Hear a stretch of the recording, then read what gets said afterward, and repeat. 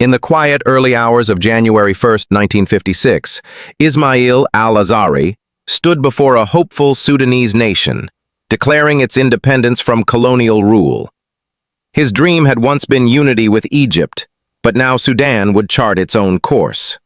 At first, democracy reigned, but politics, loyalty to religious sects, and self-interest quickly poisoned the waters.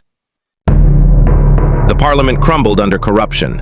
Then came the army. General Ibrahim Aboud seized power in 1958, dissolving parties and pushing Arab Islamic policies deep into southern Sudan. Schools once taught by missionaries now taught Islamic doctrine. Southern leaders watched in fear. In 1963, their response came violently. The Anyanya rebellion, led by Joseph Lagu, rose up, beginning a 17-year civil war. Aboud fell in 1964, replaced by unstable civilian governments. But coups kept coming. Nimeri's in 1969 the most critical. By 1972, Lagu and Nimeri signed the Addis Ababa Agreement, ending the war and granting the South autonomy. Peace allowed Sudan's economy to breathe, but not for long. By the 1980s, Nimeri leaned toward Islamic fundamentalism, dissolving southern legislatures and imposing Sharia law. In 1983, when he split the South into 3 regions, the peace crumbled. A mutiny in Bor sparked the Second Civil War.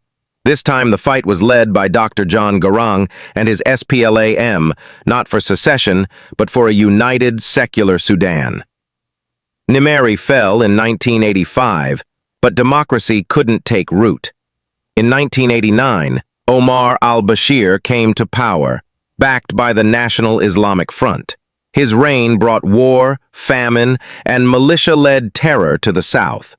By the mid-90s, SPLA infighting added to the bloodshed as Garang and Riek Machar clashed over ideology, unity versus independence. Then came oil. Discovered in the 90s, it became both a blessing and a curse. Found mostly in the south but refined in the north, oil heightened tensions. Finally, in 2005, after decades of war and over 2 million deaths, the Comprehensive Peace Agreement, CPA, was signed. Southern autonomy was restored. A referendum was promised in 2011, but tragedy struck. Garang died shortly after becoming vice president. Salva Kiir, his deputy, took the mantle. In January 2011, Southern Sudanese voted almost 99% in favor of secession. On July 9, South Sudan was born, the world's newest country. But peace didn't last. Fights with Sudan over oil pipelines, borders, and the disputed Abyei region flared. Domestically, the SPLM fractured. In December 2013, Kiir accused Machar of attempting a coup. The country plunged into civil war once again, now driven by ethnic rivalry between Kiir's Dinka and Machar's newer communities. Attempts at peace were repeatedly broken. In 2015, a power-sharing deal was signed, only to be weakened by Kiir's move to increase the number of states. Even when Machar returned as vice president in 2016, distrust lingered.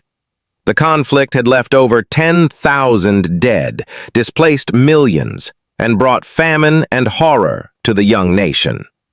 Still, amid tragedy, South Sudan joined the East African community in 2016, perhaps a small sign that hope, though battered, had not yet died.